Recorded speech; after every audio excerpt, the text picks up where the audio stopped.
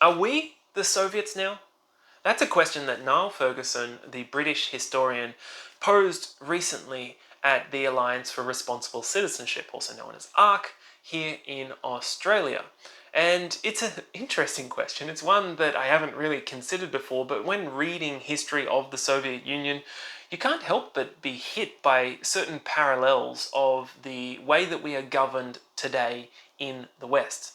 For those who are new to the channel, hi guys, my name is Kurt Provost. Welcome to Exit West, the show where we explore the crisis the West is experiencing and take a look at some of the opportunities outside of the West that may be a better option for us right now or moving into the future.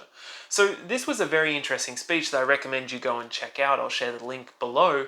It's only 19 minutes or so, but Niall shares his experience of visiting the Soviet Union in the 80s.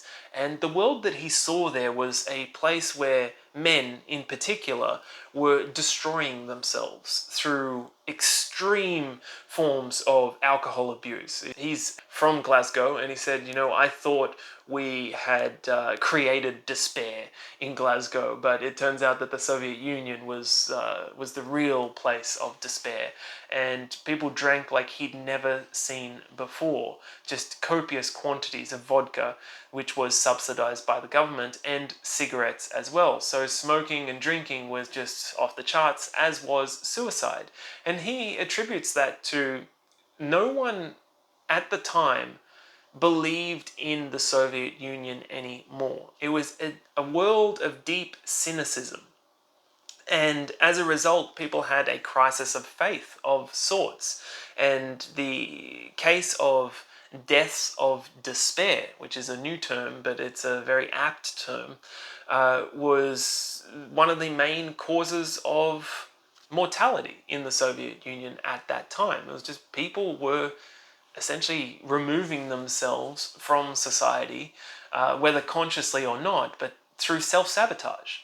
And what's scary about the stories that he shares of that time is he draws parallels to what's happening in the US today, where we find the life expectancy actually dropping for different sections of US society, where we find alcoholism on the rise, where we find drug abuse on the rise, where we find suicides on the rise. And this is the deaths of despair that is happening because people are experiencing something similar in regards to they no longer believe in the system that they find themselves within. They don't believe that that system is serving them, and they don't believe they have any power within that system. And that's something that is it's very telling for us here in the West, because there are parallels in many Western countries in regards to this. But then I opened up my phone today and I found a tweet by Porter Stanberry, who's an economic commentator, a political commentator as well. And he made this tweet. He said, the life expectancy in the US has dropped for an unprecedented 2 years running. Infant mortality is up 6% since 2021. Electricity consumption, the best measure of a country's wealth, is down. By every real-world metric, the US is becoming a third-world country. But sure, keep believing their booming economy story.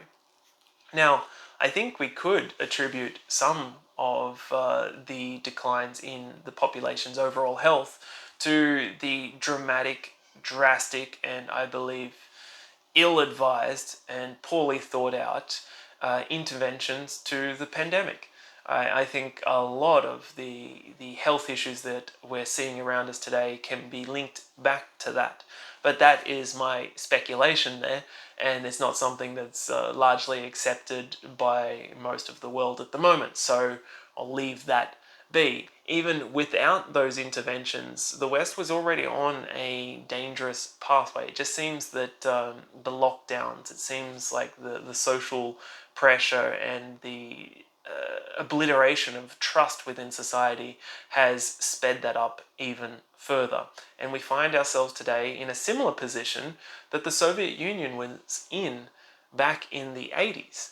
Now, does that mean that the West will come falling down? The US is going to collapse into a pile of rubble and something else will emerge from it? Possibly. It doesn't mean that it's going to happen anytime soon, but I believe that time frame has been brought forward as a result of the drastic, terrible choices that were made throughout the pandemic. It was on a slippery downward slope, and there may be some things that could be done to arrest that, to turn things back a little bit. But when you look at the US with its $35 trillion of debt, I'm not sure if there's a way of digging yourself out of a hole that is that deep.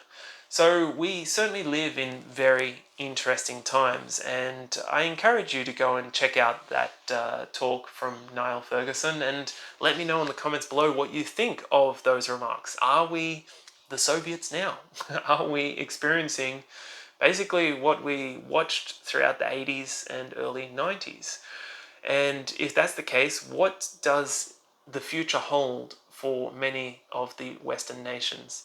And what would you like to do about that? Because I know personally what I'm doing about that is I think it simply makes sense during these tumultuous times to have another place to call home, or an option to call it your new home. As always, I'll leave you with this thought, guys. I don't believe there are any perfect places out there, just like there aren't any perfect people out there. But I do believe that there could be somewhere that is perfectly suited for you.